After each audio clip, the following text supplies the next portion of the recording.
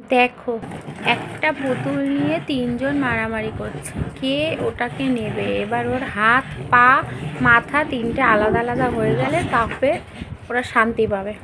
কিন্তু যাই হোক, জিতে গেল কাজুই, কারণ ওটা ওর মেয়ে। তোমরা সবাই জানো ওর মেয়েকে কেউ নিতে পারবে না।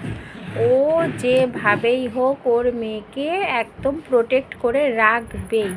কেউ ওর থেকে আর সব কিছু নিয়ে নিতে পারবে, ও সব কিছুতে শান্ত। কিন্তু ওর মেয়েকে কেউ ধরলে ও কিছুতেই ওর মেয়েকে দেবে না। ওর মেয়েকে তো নিতে পারলো না, ও কাজু ওর মেয়েকে নিয়ে খেলছে।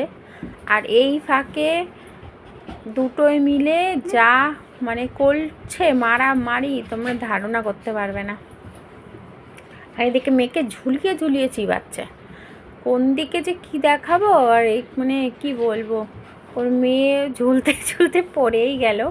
শেষকালে আমি একটু পা দিয়ে দূরে সরিয়ে দেওয়ার চেষ্টা করলাম মেয়েটাকে, কিন্তু কি আবার মেয়েটাকে সঙ্গে সঙ্গে, ও মেয়ে ছাড়াও থাকতে পারবে না। ওর মেয়ে সরে গেলেই ও সঙ্গে সঙ্গে আবার মেয়েটাকে নিয়ে আসবে। ও যেখানেই থাকে থেকে বেশি দূর থাকে না ওর মেয়ে। আর এই দেখো মারামারি কেমন করছে, মা মেয়ে ওই সাপের মতন গুটিয়ে গুটিয়ে ঘুরে ঘুরে মানে মারামারি করে। আবার শোনে কথা বলি, আবার শোনে হাসি, কথা বলি আবার শোনে। আর গোলু বেচারা, ও একবার এদিক একবার ওদিক, কোথাও জায়গা পাচ্ছে না।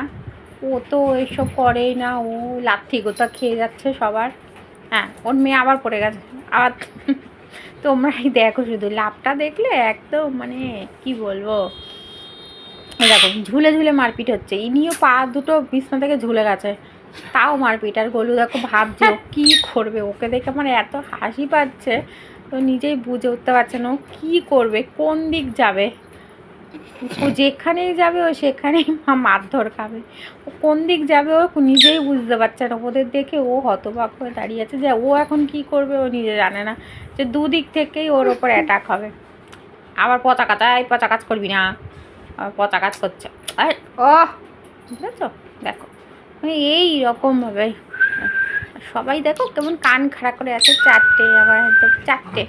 দেখো দেখো ঝাঁপিয়ে পড়লো কেমন, মানে ও কখন কোথা থেকে কার ওপর ঝাঁপিয়ে পড়ে ওদের কোনো ঠিক ঠিকানা নেই। ওদের জ্বালায় বিছানায় তুমি একটু বসার জায়গা পাবে না, পুরো বিছানাটা জুড়ে এরকম করছে। এত বড় বিছানাটা ভাবো তাহলে।